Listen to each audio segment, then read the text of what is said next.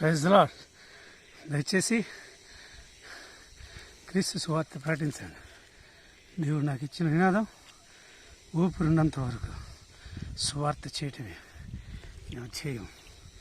ప్రాణవంతుడిగా ప్రభువుని గణపరచడం. వీక్షిస్తున్నారు కదా ఈ దట్టమైన ఎందరో నశించిపోతున్న ఆత్మలు.